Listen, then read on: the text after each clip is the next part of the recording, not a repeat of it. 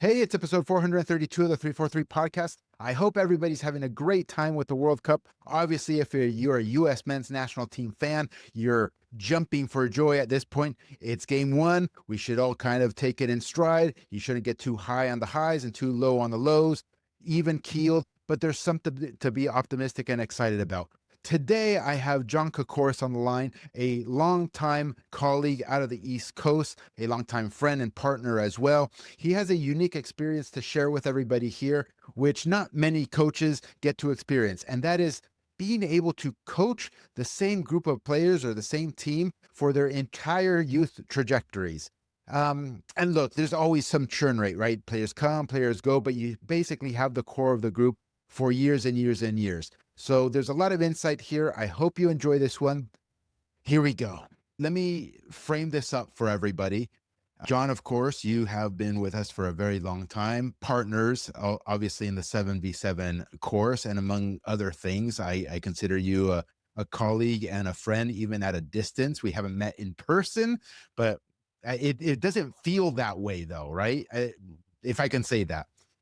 And so I think it's important for people to hear your story for a whole host of reasons, but in particular, parents and coaches would be interested in the journey because it sounds like you completed a full cycle now, right? With a particular group of players, which is really interesting when a coach has the privilege and capability of going through an entire cycle with a group of players, be it from the age of 10 or 11 or 12 or even younger than that, and see them graduate and move on away from youth soccer. You get to see the highs, the lows, the development, right? Quote unquote development or lack thereof. Because most coaches, what do they get? They get a season or two, maybe 3 seasons with a team, and then something happens. Either the team disbands or the coach moves on or the club rotates coaches. And it's my opinion. Here's where we can start off, John. It's my opinion that it's harder for a coach to get a really good feel for what quote unquote development really is and what it really looks like unless you see the entire trajectory. Your opinion. Absolutely. Well, first thing is, I think we even talked about it. I don't know if it was recorded or not. I think it was recorded, but when I came across 343, I remember a lot of the things that Brian was doing with that group. I remember I'm like, yeah, I could see the same thing happening with these boys. Cause when I first came on the podcast the first time, episode, I think 157, it was like 2019. And I already had the kids for like 3, 4 years because they were U10 and I had this is like U6. And I'm like, all right, I don't see myself stopping now. And I saw a program blossoming up but from beneath that age group. And we were just repeating the formula that we had success with.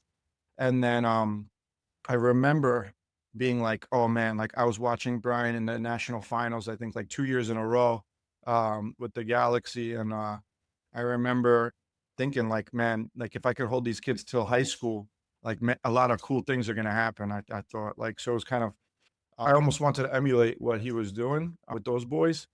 And now, yeah, it happened and you hit the nail on the head. When you have that trajectory and you have that development, the experience to see those boys go through every stage, the seeds grow, right? And you see what the work that you put in like 3 years ago starting to come out.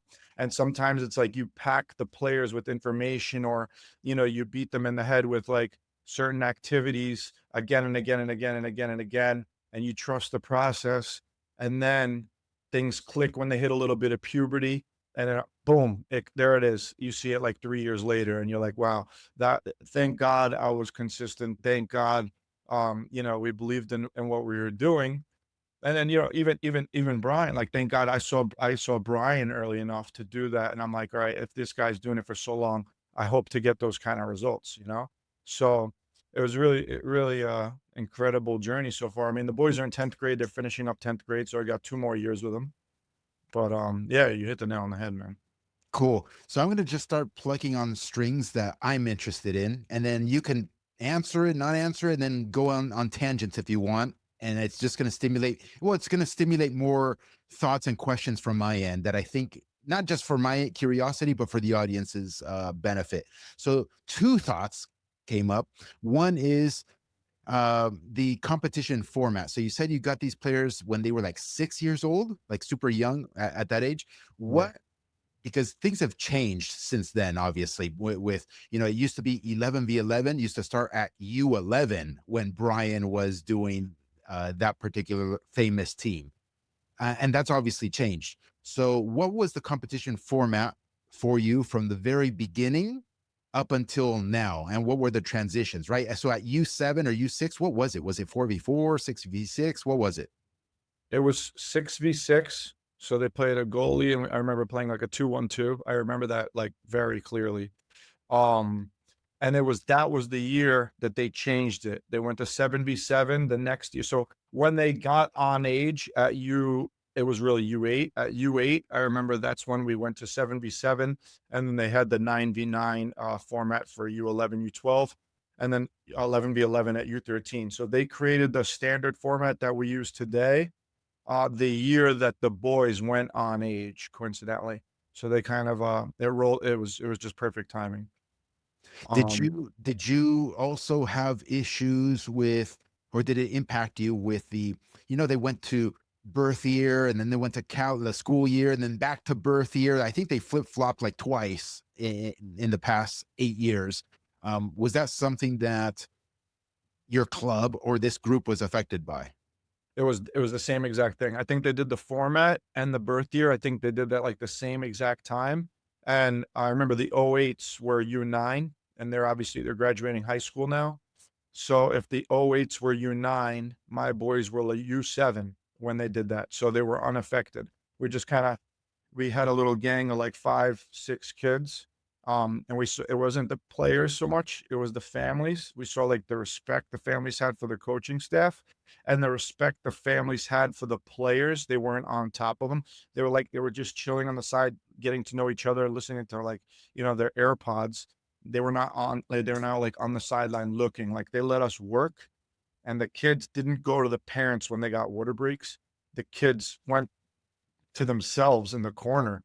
And I was like, "Oh, we could work with this, like, like there's something here." And then, when you talked about the format and also the birth year, one of the first meetings I had with the team when they turned, I think, U9, it was right before COVID, actually, so it might have been U10. I told the families, I printed out all the leagues and the pathways and the pyramid and all that, and I handed it out to everybody in the building. And I remember saying to them, I'm like, "Hey, this is the way the leagues work now." The DA was there, NPL was there, all the leagues were there, and I said, "By the time these kids get to high school, you're gonna shred this paper up. These leagues won't exist." I told them that, and today we laugh about it because I was right. Nothing exists except one of the regional leagues, the EDP. Everything else got shredded up and down. There's not Long Island Junior and EDP, which is like the kinda it's, the regional local leagues around us, but nothing above that. Everything else changed. So the parents saw that and they laugh now at the younger parents who are getting, their heads turned by league names. We have one ourselves now. And my older parents, they laugh. They're like, it's how long is this one going to last? Maybe I missed it, John. Was the team not split up as a consequence of the federation or whatever saying we're going to birth year? No, they were all 2010 naturally. Just Got it. quick, they're all 2010. Yeah. So we had one boy that actually played up on the 2009s. So he was up, and then we found out he was eligible for 2010 or whatever, and he came back into the 2010s. I don't know if Got he was you. early or whatever, but he was at 2010. I was like, "Oh, come down and play with us." Yeah. Got you. I'm going to contextualize my next question with, because you brought up Brian and that group that he had all the way through until they graduated from youth. There was some churn rate for sure, right? Some turnover. Players come, players go. There's different reasons as to why they come and why they go. Obviously, if they come to the team, it's because we think that they're very good and we want to add them and they want to come and join. And then when players go, it's usually one of two reasons. Either they see greener pastures elsewhere, maybe more playing time elsewhere, or whatever the case may be. Maybe somebody schmoozed them a little bit and they're like, hey, you should come over here. We'll treat you this way and that way. And they go. Or, we sometimes have to let players go for whatever reason also. And usually it's because, again, of playing time. And we think that it's better for the player to go and get ample playing time somewhere else. So my question to you, John, with all that preface is, what was the churn rate like over the course of these, what is it, 8 years now or something that you had the same group? Yeah, 8 years. So from the main core, I think we started with six. We started with six. Well, we started with 10, obviously, but the guys that were with me from the very, very, very beginning, we only lost one. And actually, he just started training with us again this month. So he went away at 11, at U13, and now he's trying to come back in, which is cool. He went to just the local side, and now he's trying to come in back, which I love the kid to death. So I was very happy to see him. Um, but other than that, our attention's been very, very strong. We lost one player abroad. He moved abroad. He's playing in Spain at a top club there, which is obviously kind of that's great. That's not a negative loss. Very positive. And then during COVID, we lost two boys. We lost a goalkeeper we lost both to NYCFC. We lost a goalkeeper, which I thought was the right decision because of the goalkeeping resources that he would have got, which we couldn't offer at the time. We were very, very, very small. Like the kids were like 9, 10. The businesses were just going as far as like resources and financials and stuff. So we just started. I could not provide what he would have got there. And he's doing very well. He's still there. And then the other boy is in Spain now. He went to NYCFC for a couple of years, and then he went to Spain as well. It's a different boy. We had two guys go to Spain and one to Portugal. So he left also during the COVID period, which a lot of things were in the air, obviously, at that point. Other than that, um, anytime we lost a player, we tried to keep him in the program. He went down into another team within the program for more playing time, because our rosters we keep open and fluid, so we don't have to cut them from the program. We just say, hey, look, you're not getting enough minutes here. You deserve your minutes. You're here at practice. We're gonna put you into the second team. You're gonna play. And it also went the other way. From my team, we have our goalkeeper, our starting goalkeeper came from our seventh team in the academy. So we have, if you rank them 1 through 7, he came from the seventh team, and now he starts on the first team. And we have 2 or 3 guys that came from the third team, and a handful of guys that came from the second team, and they were promoted. So a lot of the stuff we do was internal. And what I've realized over time, Gary, is that a lot of families didn't come to us, I think, and now I'm starting to realize, is because they felt like since the team was the same year after year and we didn't have turnover, a lot of people thought that, like, I wasn't interested in bringing players in. And I know that because when they came to me, they're like, "Oh, I thought this is like you only scout, you invite, you can't call, like, you're unapproachable. I can't come to you and ask you for a tryout. You would reject my son." And now they're finding out, they're like, "Oh, I didn't know it was like that." I'm like, "Yeah, man, come down and play, and, see what's up, see if you like it." And now players are coming, and, yeah, we're happy to see people come. So there is a little bit of a churn rate. I think there's more of a promotion rate. I think that the team changes more from players getting promoted. Yeah, and players do move on, but we don't lose too many from the lack of like the level. Like the kids aren't just dropping off because of the level. A lot of curiosities here. You said seventh team and third team. Maybe I'm misinterpreting, or maybe I'm not. What the hell is going on there? Like you have 7 different teams for the same age group? Yeah, so Johan Juniors was his own organization up until COVID. And then we joined East Coast, which is now East Coast Surfs, during COVID, and they already had 3 teams, 2010, and we had brought over 4. So we had 7 teams in the age group into 99, which was obviously massive. It's not normal. Usually there's 4. So we had 7. Yeah, and the goalkeeper, well, look, they were 11 years old, and I'm walking by and I'm like, "Hey," I'm like, "The OH train at 8 o'clock." And he's like, "I'm a 2010." And I said, "What do you mean you're a 2010? Where are your parents?" And he introduced me to his parents, and the kid was almost 6 feet tall at that age. He definitely was not at the level, but I brought him down, and he's been working hard ever since. So yeah, he came from the 7th team. You heard it right.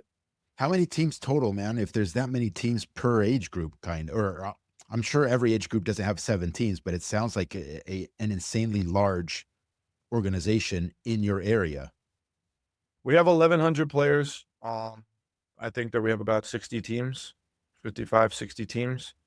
Um, yeah, I strictly do the boys. I don't oversee the two sides, so I know we have in the boys, but yeah, we try to do four teams on 7v7. We try to do four teams 9v9, and then we try to do three teams for 11v11.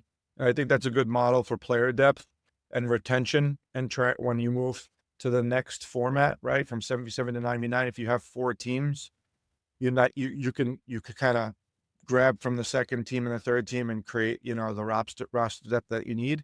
And then you figure, hey, when they're going 11v11, the top team and a handful of the second team are going to create your 11v11 first team, plus a couple additions from tryouts or whatever.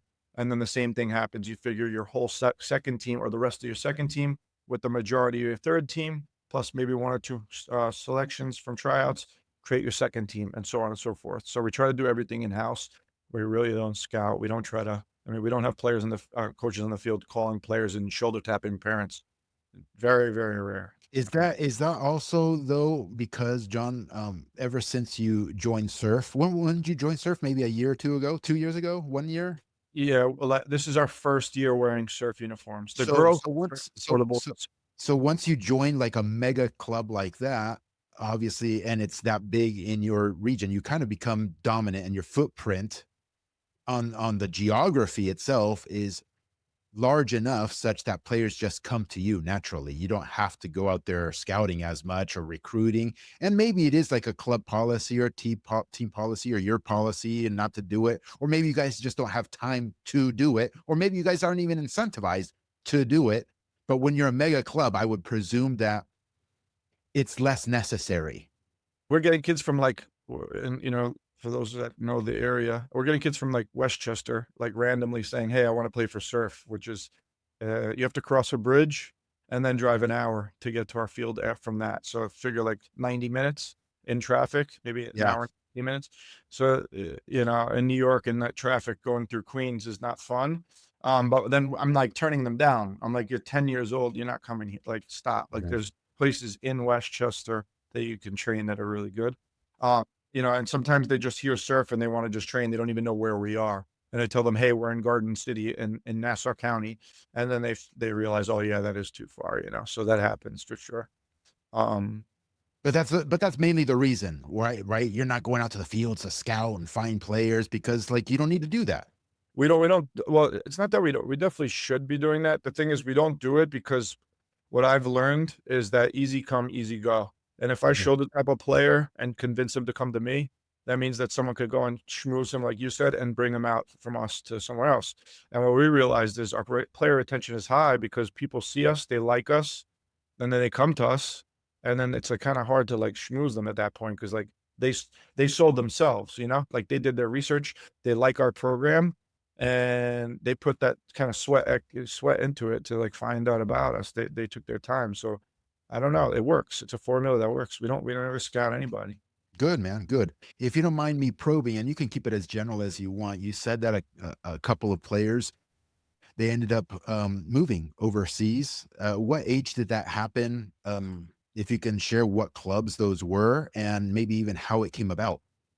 Yeah, I'll talk about the two that were kind of through our program. One left, after he went to NYCFC, so it's not my business. He's doing very well, and I very fond of the player and the family. But I'll talk about the ones that were with me. So we did have Kef, someone that you know very well. We had a couple of groups of players train with Kef in Europe, 2, 3 times a year from, I don't know, they were first year 11v11, 13, 14, 15. So as they went through the 11v11 stages, we started to get them international experience. And it wasn't so much about trying to do something like pro. It was like, "Hey, mom and dad aren't here. Go check out what it's like to kind of stay over here for a month, without, in a foreign country, a different language. You're going to get homesick. We want to make you uncomfortable." So we did that with, you know, those age groups, 2010s and 2011 boys. And we Did had, what? Did what? Did what? Went on a travel trip? What do you mean? What no, what was done? or we connected with a guy that we trust, and he brought over groups of 5 and 6 boys, 5, 6, 7 boys at a time. And what they did was they dormed in a hub in Portugal or Spain or Holland or Denmark. And then they would train with academies. And if they were good enough, instead of doing like drop-in sessions, meaning like different kids trying out for groups, they would be asked to train with the actual academy. And then after they did like a couple stints of that, meaning a month trip, a 2-week trip, another month trip, a 90-day trip. After they did that for, I don't know, 3, 4 trips, some boys got invited, some boys, they found their own way, meaning like through their own resources. And they made contacts with clubs once they had some data on them. And luckily, one boy's family was moving to Spain, like extended family, the people, his guardians were moving to Spain. So he tried out with a program there, Celta Vigo, a huge program. And then through kind of the networks over there, he landed in a very nice club, where a player that started for PSG this year was there at the club that he's at now, 3 or 4 years ago. So yeah, so he landed there. What Uh, club? What's the Valmen, name of what is Valmen, it? Valmenor. Okay. It's in Galicia. It's in Spain. It's on the west coast. So it's just outside of Vigo. The boy's excelling in school. The boy's excelling on the soccer field. Yeah, he's excellent. Mentally, he's on another level. I haven't seen a player like that as far as maturity. And like, if you have a conversation with him, it feels like you're talking to a 40-year-old man. He's been like that since he's a kid. How old is he? He's 15. Got it.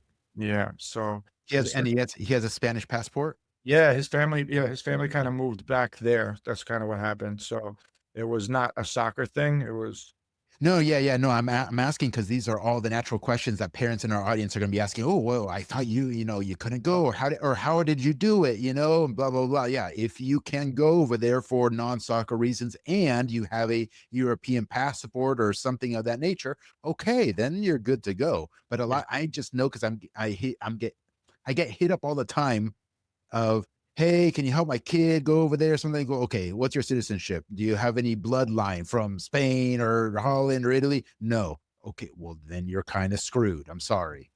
exactly. And then obviously, with the laws and stuff like that, that's not for me to get into. But it can't obviously be soccer first. Yeah, It's a lifestyle thing, and the families move there, and then, yeah, if you're good for enough. sure. So that kid came from your original group.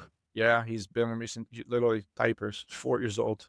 Yeah, Awesome. So let's yeah, continue down that trajectory. So, okay, you went through 6v6, 77, 99, 11v11. Now you say that they're in high school, right? And they're sophomores, you said? yeah. They're sophomores. So you still have them potentially for 2 more years. I Mhm. know that the club got accepted it to ECNL, right, or ECRL or something of that nature. Is that where this team is currently competing in? Yeah, so what happened was, the team is the flagship team of the club. So I joined East Coast in 2020 with my staff. We took the boys' side. We started with the local league, EDP. Then if you do well in EDP, you go to the National League. The boys did well there. They won the state championship, the regional championship. They went to the national championships. They did not win national championships at USYS. We fell short twice at the nationals. And then we got invited to ECNL RL, which was a standalone version of ECNL. So there's ECNL as a first team thing, which, everybody tries to get into. And then below that is the RL. They had a standalone league called North Atlantic RL. So that was what we were in. It was only first teams allowed. There's no second teams in there. So we're in that. It was a very, very competitive division at the top level. Some clubs at that age group weren't that good, but the top 2 or 3 teams were really good. We won the division. We went to the national champion. We went to the playoffs. We did well. We went to the national championships and we won that. So we won the national championships for the RL, and our 2012s went to the national championships, but they lost in the final. So on that journey, the ECNL decided that we had enough results to promote our club to the full ECNL platform. This is our first year in ECNL, and we have, a couple of our teams are obviously going to playoffs in San Diego, which is what we said in the beginning. So our 2010s are going to be going there. Our 2011s, I think, will be going as well. And a couple of teams will be going to the RL playoffs as well. This is after you joined with Surf. Yeah, this is yeah, no, we got the invitation before joining Surf. So 1 year ago, we got the invitation to join ECNL. We merged with Surf over the summer. I think it was like right around now, like literally 12 months ago. Got Yeah, it. Got it. yeah. Share whatever it is that you feel comfortable sharing. I'm curious. The audience, I'm sure, is curious. What was the decision making process surrounding joining Surf, joining a mega club like that? Because, every small, medium sized, even some large size clubs eventually come across this bridge, right? Or this crossroad of, hey, do I remain who we are now, right? Independent or our own thing? Or do we strike a partnership or do we straight up merge with somebody? I'm sure that's been thought through and it wasn't on a whim sort of decision, John. So whatever it is that you can share, that'd be awesome. Yeah, so, I think it was mostly branding and resources. Branding is very important, obviously, in youth soccer because, respectfully, most of the parents either A, as self-admittedly did not play. Definitely, they all did not play, right? So what I've realized is that even if you do very well in the soccer field, the parents don't really understand what a wall pass is or like transition, right?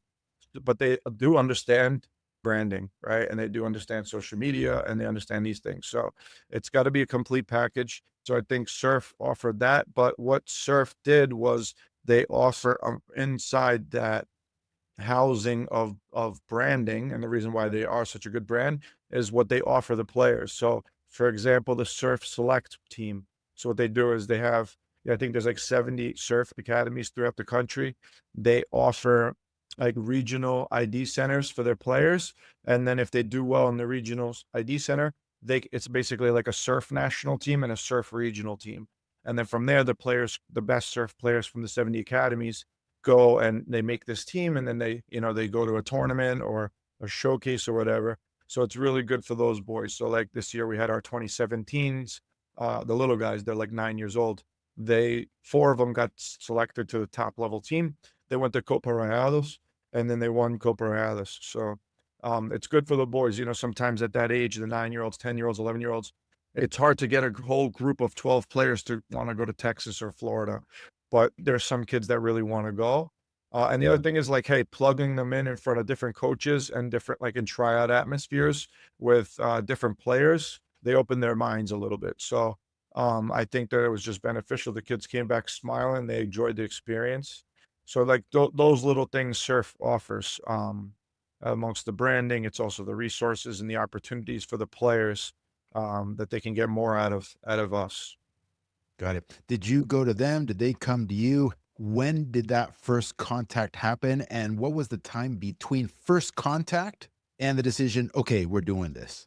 So what happened was when I came to East Coast, I came in July 2020, and then at in New York already there was New York Surf, but it was only girls. So what happened was we became close with the guy who brought New York Surf. It was Surf to Long Island, John Feinstein. So he had the New York Surf, and then we had a really good relationship. So over 24 months, we just decided to kind of marry those two organizations. So it was East Coast on the boys, Surf on the girls. The identity was exactly what I just told you, where it sounds funny. We're wearing red shirts on the boys' side, we're wearing blue shirts on the girls' side. It's one club. And then we just said, hey, look, the Surf brand is a magnet for, resources and players and things like that. So we just rebranded the whole club East Coast Surf, and that's where we are today. So it was like Cool. a 24-month process. It happened last year. This is the first year we're wearing surf uniforms, and yeah, it's good. It's been In good. the beginning, was there any like, I'm sure there was, right? But hesitation or things, because it's very difficult to kind of say, okay, we're abandoning what we currently have and we're forming something completely new because it's an unknown, right, John? And then obviously power has to be distributed and shared amongst, the coaches and the directors and who's going to run the show and all that sort of stuff runs through people's minds.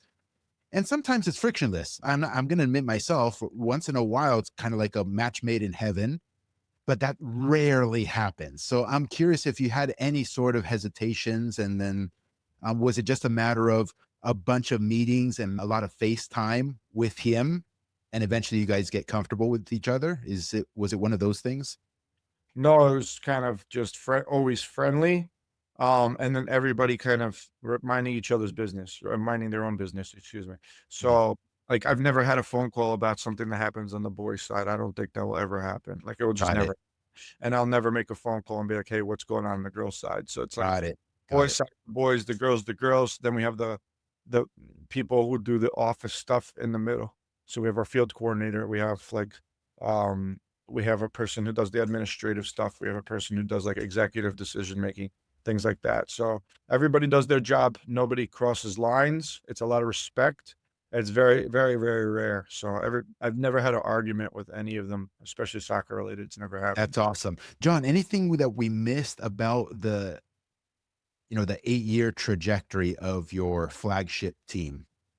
Yeah, Something important. yeah, something important I think that what maybe, listeners would be able to get out of it is the last time I was on the podcast, it was the kids were literally they were 10 years old. It had to be, I think it was 2019, man. The kids were like 10 years old, and it was like, "Hey, we have a lot of results. This is what we're doing." That's where me and you became, very, very close, and then soon after partners with the courses. And then but, there was a lot of unknowns, right? I had Brian as like, "All right, let me try to get as close to this level as possible. I know what I have here is blossoming." Now we've achieved a national championship. Now we've achieved several regional and, like, state championships. We even had 2 of our teams play each other in a state championship one year, like an A and a D team both got to the final and played each other, which is like, I mean, what else are you gonna say, right? And then, obviously we achieved the ECNL, which I know, talking to you, you have your opinion, but they're not just giving that a license away, right? Like you either need to come at them with, I don't know. The only thing I know is results. I don't want to say about anything else because I don't want to say anything that I don't have business saying. But I know that we did it through results. So now it's like results happen. We definitely had big achievements. We got the league. We got notoriety. There's a lot of like the club has grown exponentially. But not only that, right? So on our staff, 11 coaches are from our program. So they're 22, 23 years old. They went through their licenses. They're going through their licenses. They were former players. They believe in what we're teaching. They believe in what we're doing, the culture, the soccer, right? So that happened. Now, our other teams behind the 2010, they're showing the same results within reason. Like, so the 2011s, they have their own personality. They're very high energy team. They're a very, very rowdy team, like physically and like vocally, but they play good soccer. They play the same style soccer as the 10s. So the 10s do it, the 11s do it, the 12s went to the national championship as well, playing the same soccer. Our 13s started to pick it up this year. Our 14s were one of the best teams in the tri-state. They kind of disbanded, they regrouped, and now they're in second place in ECNL again. The 15s, they're getting there again. They're playing some good soccer. They're near the top of their brackets. The 16s play soccer. The 17s play soccer. So our teams, it works if you're consistent with what you're doing, and you have a clear like principles of play, and you have belief in the system, and you have coaches who believe in the system, have belief in the system, and you stay consistent.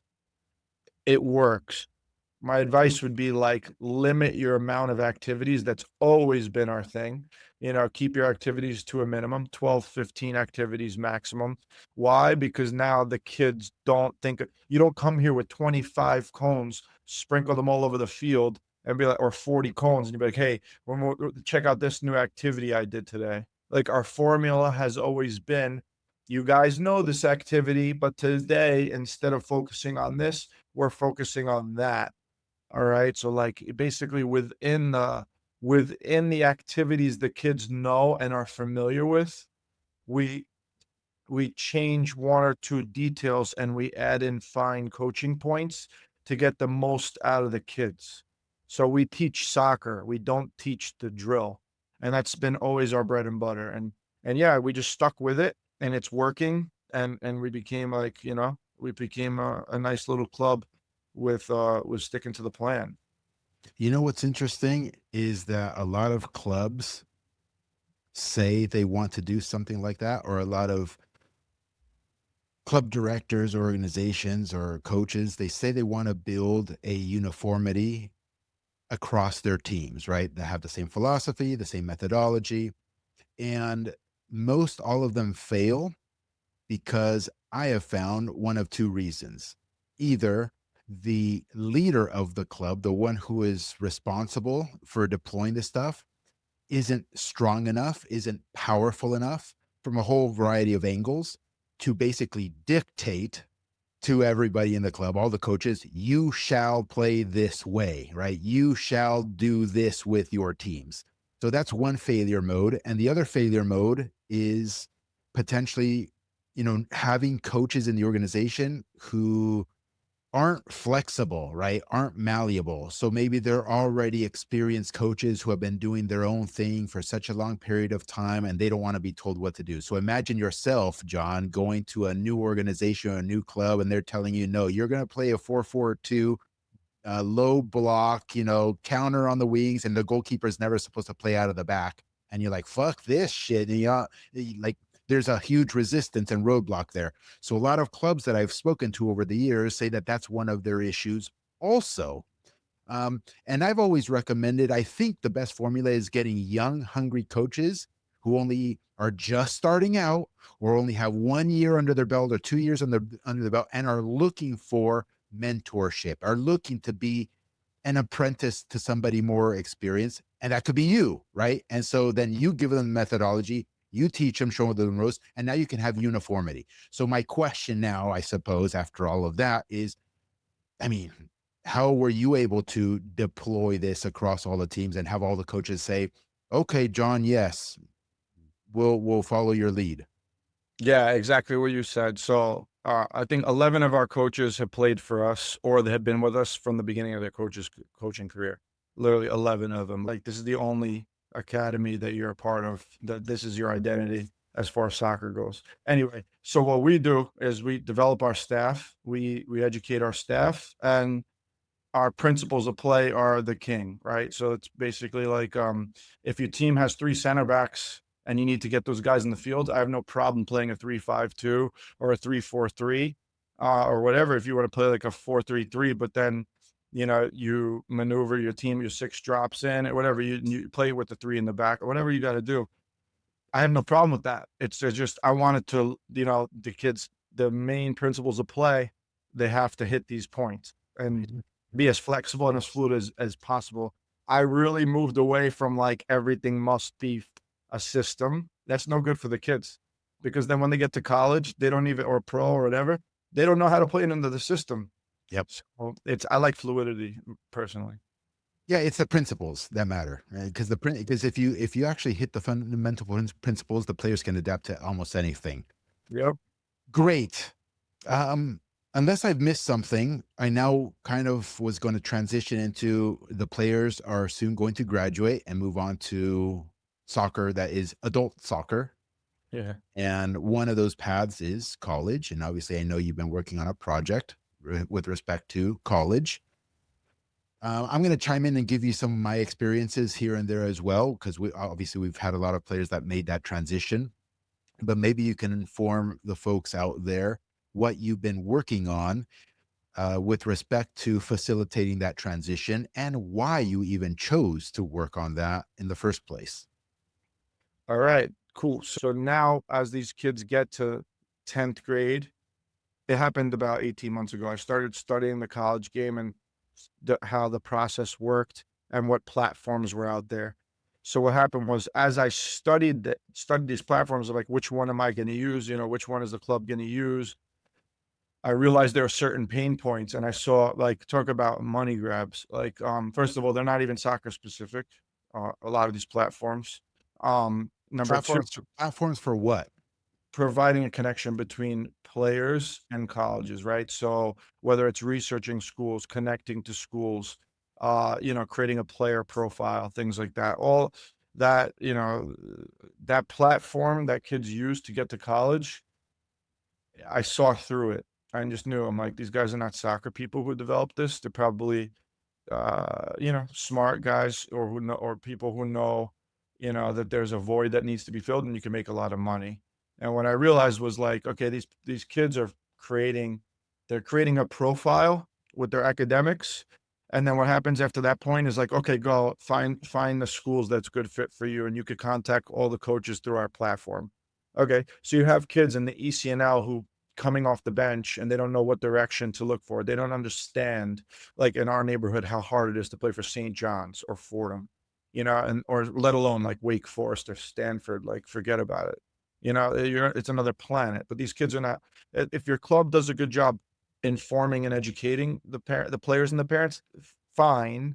But there's nothing in the platform that teaches these kids what schools they should be targeting, and a person can only go that far, like a counselor, or like a coordinator, a college coordinator, right? So, Gary, if you come to me and you're like, hey, coach or the coordinator of the club, um, what schools are good for me, and I say, okay, what do you want to study? And then I understand what level you play at, and I name some schools, right? Okay, but what about the schools I didn't think of as a human? Like, it's just so limited, and you're relying on somebody to tell you, which is so error prone.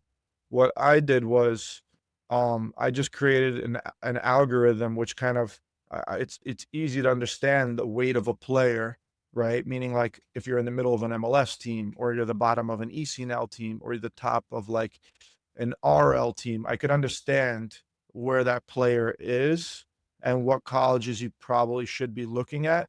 And what I did was, as you go through any college process, academically, they label schools as reach schools, which are just out of your, reach. Sure. Or they're, excuse me, if your baseline is a school that is like academically, like a 89 average, and you're trying to get into a school that's like a 94 average, you'd consider that a reach. But if you are, I should use GPA, but, and if you're, a target school would be something where, if you have like a 3.5 GPA and a school is like a 3.4 or 3.6, that's a target, where like a 3.9 would be a reach. And then obviously there's the long shot schools, which is like, if I have a 3.3 GPA and I'm trying to get into the Ivy League, that's a long shot. That's probably not going to happen. No one's going to say you're not getting in, but it's a long shot. So what I did was, I took that terminology that's familiar with academics and schools. Every DOE in the country will use that terminology.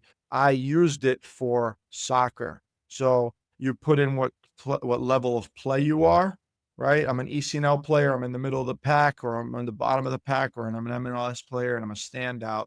It will say to you, you are a reach for, or other way around, Wake Forest might be a reach for you, or Wake Forest is a long shot for you, or Binghamton is a target for you, or Binghamton is a long shot for you. So it will tell the player in plain English what the parents understand. So it tells you exactly what the guidance counselor schools tell you for academic. It clones the answers, and it makes it very understandable and relatable, so the kids know what direction that they're looking at, right? So if I say I'm an ECNL player, I'm at the bottom of my roster, I come off the bench, okay, these are the schools that are probably a good fit for you. And then from there, it gives you suggestions into what schools you're not looking at, but would be a great fit. It's not just the ones that are in my region or whatever. So it does that. Also, it's interactive. So as you go through the college process, it walks you through every step of the way with checklists that you click. Yes, I accomplished this. Yes, I did this. Yes, I did this task. yes, I did this task. And it takes you through the whole process and it tells you how prepared you are along that journey. So those two standout features we've had like really, really good reviews on. Everybody using it like kind of cites those as like game changers along their process. Obviously, we just released this in March. So the feedback we're getting is live. And yeah, we really like the tool and it's doing really well. We have a couple ECNL clubs signed up. We're in talks with one MLS club signed up and one of the local elite academy league clubs just signed up as well this week. Got it. And once a player constructs this profile and sees the matches for potential universities, what do they do? In simple terms, John, in simple terms, do they effectively like hit a button, click, and then their profiles go out to these schools that were a match to them? Is that effectively what happens? Yeah, so it's two-way now. So what happens is you can email the coaches. It gives you the whole staff. Like whatever staff is listed on the school website, you can reach out to. And then also like like coaches could create a team brochure. It populates with all their players on there. When you give the brochure out, schools can like just scan it and then contact the kids directly from the other direction. So yeah, pretty much the standard as far as communication, status quo. I haven't thought Got of it. any better than the status quo, but effectively exactly what you said. You could click a button, get in touch with coaches. It's called Recruit 90. I don't know if I even said that yet, which I know my marketing isn't the best, I guess, but No, we'll put the link obviously in the show notes. We'll flash it up here on the video as well. cool. No, this is really good, dude, because look, when Brian and me by his side effectively were graduating our first crops of players that were aging out, all this technology wasn't necessarily there. And if it was there, it was extremely clunky. And furthermore, we had the fortune of having teams that were operating at the highest level with at the highest platforms, and I know that that's not applicable to everybody across the country, right? Which is the people who need help, right? For instance, if you're in an MLS franchise, an academy, and you're doing all these things, the colleges know who you are and the colleges come to you, right? Instead of you going to the colleges. But that's not necessarily who this is for. This is for the ones who are a little bit, I don't want to say under the radar, but not quite there where Stanford's blowing up your phone and you're kind of saying, okay, well, what are you going to offer me, Stanford? Because I have Wake Forest over here who's off. You know what I mean? Like, that's why I think this is an extraordinary tool for folks out there because they need help for sure. Yeah, exactly. It's definitely for helping players understand where to look, helping Mhm. families understand where to look instead of doing the guesswork in a very critical and short window. Um, Totally. hey, if you get the call from the school that you didn't expect, even better, but at least you're not going to be wasting your time sending emails and getting no responses, right? Because it's going to be saying, hey, look, this is a reach school, check out these target schools are for you. And while you're at it, check out these safety schools, the safety schools to your And work. obviously, it's not just Division One; it's the whole thing, right? Division Two, NAIA, all that. Got Every, it. yeah, it has like over 1,600 programs, boys and girls, or men's and women's. Yeah, Brilliant, dude. yeah, it's cool. I'm very excited. College is tough, man, to play there. It's getting Well, hard. especially nowadays, there's a lot of discussion and quote unquote controversy over the colleges looking for foreigners to fill up their rosters, versus the domestic player. And look, I understand both sides of the issue. On one side of the issue, the college coaches who I've spoken to, they're like, well, yeah, Gary, some of these foreigners are just better players, and they're more disciplined and they listen more and they have a proper mentality. And some of our domestic kids, unfortunately, aren't quite there yet, and so the reality is that the domestic player, the American player, has competition on their hands. They just do, and there's nothing you can do about that. You just have to accept that reality as it exists and work with the tools that you have at your disposal. Absolutely. The real world. The real world, man. Yeah, man. I've had this conversation with people very recently, and I'm like, look, these kids got to learn that the real world is a little different from what. If anybody that's listening to this that were in the room when I said this, it was like you could hear a pin drop, but it's accurate, man. Let me ask you something, Gary. When's the last time someone came up to you and said, "I love you, man. You're doing great work." Like when? The real world, man, it doesn't work like that. Mom and dad do that, and once you're out of the house, 18, 20 years old, whatever, 18 years old, now what? The real world is complaints, pressure, instruction, right? Real feedback. I want my job done like this. I want my house built like this. The floor is uneven, blah, blah, blah, blah, blah. Whatever the Yeah. complaint that they can give you. And yeah, that's the real world, man. So the kids don't hear that.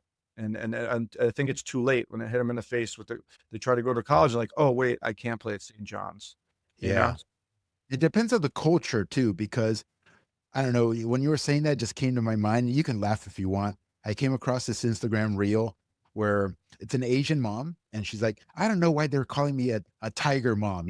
I give my kids, plenty of leeway. I let them do whatever they want. For instance, if they want to be a heart surgeon, that's fine. They want to be an oncologist, no problem. A dermatologist, I'm cool with that. And so she lists all these specialties of medicine, right? And she's like, tiger mom my butt. See, I let them do whatever they want. So it's like the different cultures have different preparations, and some people might take issue with what I'm going to say, and that's fine. Of their children, they have different philosophies associated with it. Like you mentioned me. When was the last time I heard, "Oh, great job" or whatever, and you said, "Oh, maybe your parents." No, my parents are Argentinian, dude, and they like good job, my huevos. It's like almost just like the Asians in many respects. I'm generalizing here. Nothing's ever good enough. And so, lo and behold, does that cause trauma? Maybe there's some trauma, but there's also a lot of benefit to that as well. I have maybe an eternal chip on my shoulder as a consequence of these things. Maybe I don't know. I'm not a psychiatrist or a psychologist at all, but there definitely are benefits. How many times have you heard, John, that these people who are ultra successful in life, and I know it's a trade off, they always confess or they admit, yeah, they had hardships growing up. Like they need some demons inside to propel them to try to, I don't know, become special or do something special. And they have a resilience associated with them to endure pain too, the pain of life, and they push through the pain. And unfortunately, here in the States, a certain demographic, shall I say, the suburban club soccer demographic, kind of wants to shelter the kids a little too much, in my opinion, which is where people like you, people like Brian, people, coaches have a huge role to play, in my opinion, to try to give them a little bit of that. Hey, this is the real world, give them a little bit of challenges. Don't shelter them that much. Yeah, man. I think parents are trying to do the right thing. I think For that they're sure. For yep, sure. they're supporting their kids. They love their kids. I think that they're trying to, especially in a lot of the neighborhoods that, Long Island, a lot of the parents, they do very well for themselves. And I think that they busted their asses to get to where they have to be. And I think that, sometimes it's kind of like, I want to give my kid everything I didn't have. Of Where course. Every parent. yeah, I think that sometimes that could be you poison them unintentionally because, you know, you're softening them. Look, I don't know if this is like toxic masculinity or whatever, right? But yeah, I know. But listen, man, I don't think I'll just speak for myself, and I coach boys, so it is what it is. I don't think that there's any room for people to wait for a compliment and all that. We got to shoulder our emotions. We got to take the brunt of it for family, right? And there's no room for I don't even want to hear a good job. I just need to provide and do my best and bust my ass for my family, I think. And um I think you gotta have thick skin, and I think that I would like to teach that because I think that's missing from society. So if you come through my program and I work with you directly or indirectly, meaning you're one of the players in my 20-man roster, or you're one of the players that I work with as a program director, which I try. involved as many or get involved with as many kids as I can, as often as I can. I'm trying to leave them with like, yo, that guy, he kicked my ass, but I know that, he's got a load of love for me, and and if I can hit every kid with that, where it's like, bah, bah, bah, like I'm after 'em, but then when they do it, they execute, I'm like, that's what I'm looking for. And you see them like light up and you're like, yeah, man, like that kid pushed through, and I know, like, that's what I'm looking for at the end of the day, man, to build these kids.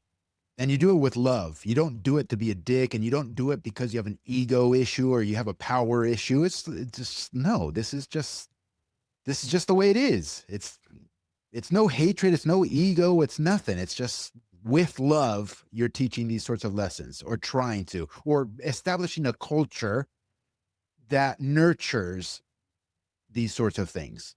Yeah, it's kind of like that's like that's the it's like a generator. Like that's where it's all coming from. Everything I do is coming from there. Like that's the main thing, that the source. That's the source. The Yeah. source is like, like try to churn out as much like monsters as I can mentally. Like we had just finished tryouts and I told the parents, I'm like, look, there's 4 parts of soccer, right? Technical, tactical, physical, mental, right? When these kids are whenever they stop playing, whether it's 18, 30, 40 years old, whenever they stop, when that ball goes in the closet, right? The tactical means nothing. It doesn't matter how if they know how to overlap or transition. It doesn't matter how many times they can like beat a player with the left foot and then the right foot and how many scissors they can do. The fitness, I mean, I don't think anyone attributes fitness at 45 to their U16 soccer coach. The only thing that we could teach these kids is the mentality. Like that's everything. They could take that into starting a business, whatever, any trade they do, any profession that they go into. If you teach them to be like, to persevere, to be committed, to just eat the competition alive, like that is they're gonna go very far. And you know what? The kids coming out now, if they have that trait, they're gonna run people over because society's getting softer and softer and softer. If a kid just locks in and is like, I'm going to run over anybody who's in my way, I'm gonna give 100% every day. I'm never gonna take a break. Those kids are gonna be very successful just through that. Because I'm looking around, if you're like 8 years old and you stay on that road for 10 years and you do whatever you want to do, when our generation phases out and the next one comes in, you're gonna be able to do whatever you want. Yeah, and we were talking about the transition to college, guys, because parents are going to be listening to this. When the kid goes to college, you don't know. You don't know if the kid's going to be riding the bench, and the kid's going to have to overcome that instead of folding if he wants to continue playing. Let me ask you one thing, just exactly what you just said. So you're familiar with the transfer portal, obviously. Yeah.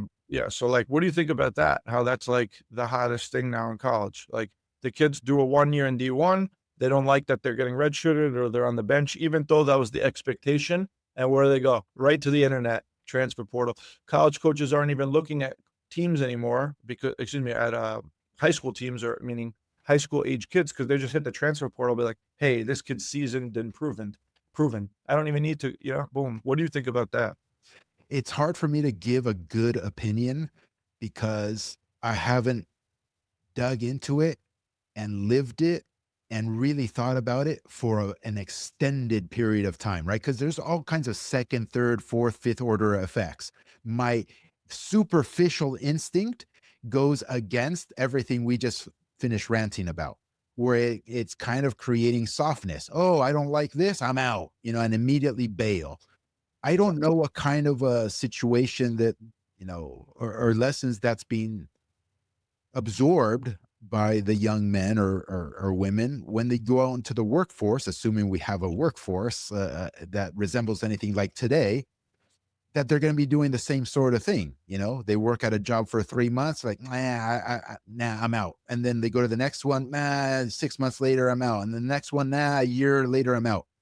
It's not going to be like my parents' generation where they started working somewhere and they retired at the same place. Yeah. Obviously, we all know this, okay? But on the other extreme is wild to me, where there is no, I don't know. I'm looking for the right word. there seems to be no resilience or fortitude or stability. Um, if you're just hopping around and you're constantly looking for greener pastures, maybe that's the way to do it, John. I just don't see how that's the right path to take. Yeah, I mean, I think that if you're gonna build if college soccer is gonna do what they're saying they wanna do by going to, like, a full calendar and all that stuff, and players are just going around and around and around, there's gonna be no soccer, right? Because it's kinda like, how am I gonna get players that fit my system?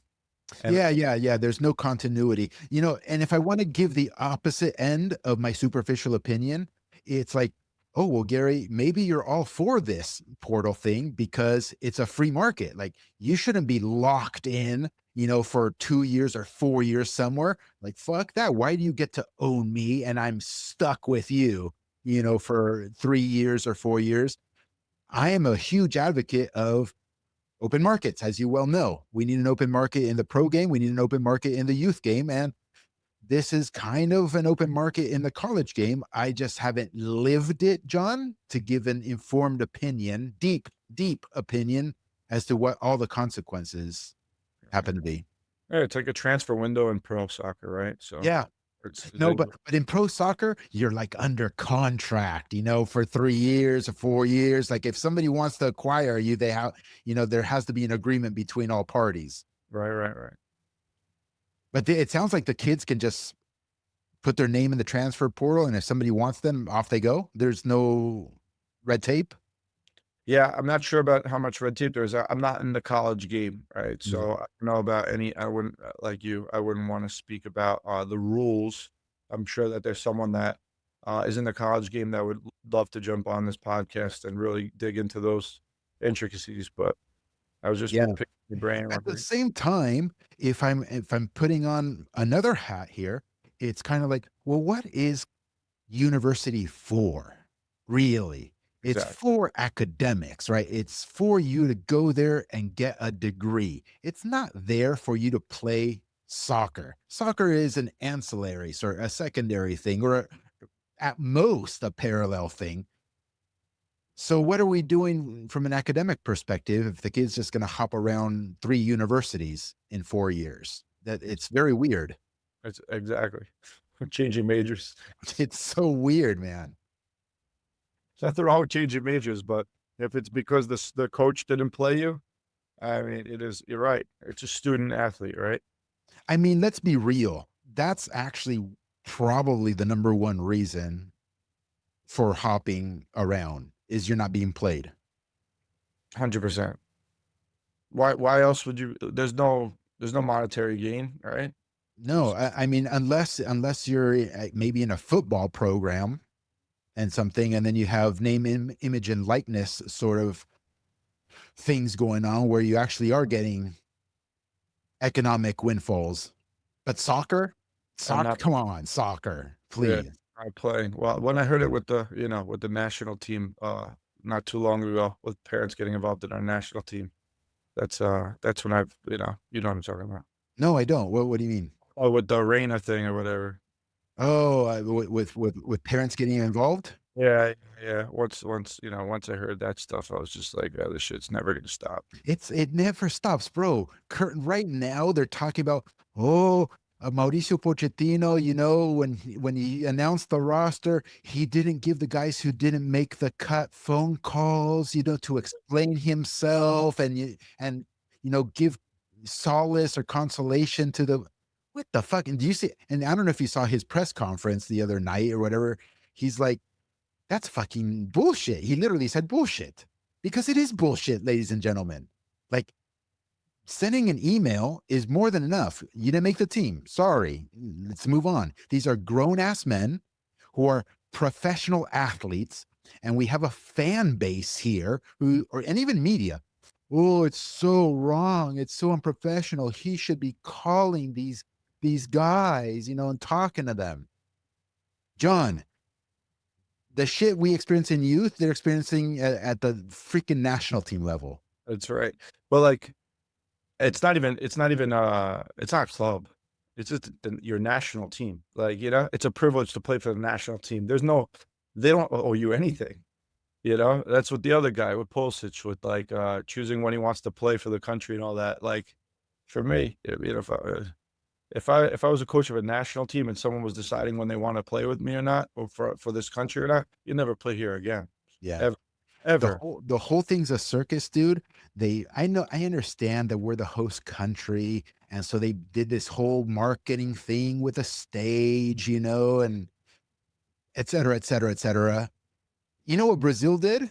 Ancelotti just sat in a regular old press conference the day of. No player had any foresight into what's going on, and he had a piece of paper and he just read out the names. Yeah. The end. What do you think about, let me ask you something, because you talked about the marketing of the World Cup. How is it in California? I haven't seen, I've seen on Ritz crackers, I've seen the US soccer logo, and I saw Pulisic on like Cheez-Its. The snack aisle. I haven't seen anything else. Have you? I haven't seen Have any. have not seen anything. My perspective is the people in charge of soccer here have ruined it. They've ruined the game. Specifically, if I'm being totally honest, it's MLS because they control everything. They control the federation, they control it all. And what they have managed to do over the course of the past 5, 10 years, if I'm talking most recently, they've managed to alienate a huge percentage of soccer people in this country. So it's completely polarized. There are people who are pro MLS and like kind of like pro US soccer. And then there's a whole huge other percentage that's anti MLS and anti US soccer. So with that sort of division, that sort of polarization, everything is toxic now. And Yeah. so like they don't need, I don't know. They're in a pickle here if they actually cared. I'm presuming they even care. Yeah. Well, it's very It's it's very sad. hard behind. It's very hard to get behind. Like, I'm in the game. Like it's just so hard to get behind. I don't even know. They're switching it now to the FIFA calendar. I don't think that's a good idea because No, it is. when I watch the MLS, it's 9 o'clock on a summer night and it's a Wednesday and I eat whatever. I eat barbecue. I come inside, I'm like, oh, look at this. LA Galaxy, Chicago Fire. Like, I'm gonna watch this. I'm Who not cares? I'm not but I'm not no, I'll watch it in the summer on a Wednesday. I'm not watching that. I'm not watching that over the Premier League. I'm not Yeah. watching La Liga. I'm not watching that over any of the leagues, when I do have the time. In the summer, I have time to watch it, but that's me. I'm just it's gonna be Yeah, very but it's curious because people need to hear this. We're soccer people, John. We right, literally work in the space, and we right. could give two shits, not just about MLS, right? The domestic league here, but we actually don't even. I'll speak for myself. I actually could give a fuck about the national team. That's crazy. Yeah, I'm a soccer first culture heritage. I work in the space. I kicked the ball my entire life. Everything has surrounded this game to a certain extent, and I could give two shits. That means something's broken, and it's not me that's broken, because like me, there's millions in this country who are soccer people who could give two fucks. yeah. Anyway, hey, good chat. That got you going, man. That got you going. I have to have at least one of these rants per episode, man. There it is. I was like, there it is. Cool. Okay. Did we forget anything? Any parting remarks? Where can people find you? I know you said recruit90.com is the college soccer application portal for players to build their profiles and get that process rolling. But any other place to send people to? Um, Twitter, J Kokkoris 8. That's always been my Twitter. You could go on there. I haven't been so live on it lately. I've been very busy, so social media hasn't been the focus. Johan Junior Soccer on the Instagram and East Coast Surf on the Instagram. You can find us there. Or you could just reach out to me anytime, if you get my email from any of those channels. Love to interact with everybody. Um, you know, if you reached out to me before, I'd love to hear about you and what you've been up to. Other than that, man, say what's up on the field. That's the best way. I love talking to people on the field between games or whatever.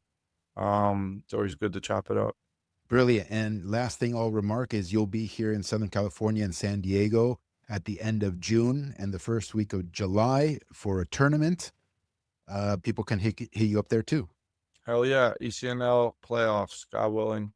Um, June 25th to July 2nd. That's right. We'll be over there, hopefully with a couple teams, not just one. So that'll be great. I'll see you guys out there. I know there'll be definitely some listeners that are coaching out there. So love to catch up with everybody. We have a lot of downtime. See what's up. Brilliant, John. Thank you. For sure. Thank you, Gary. You're the man.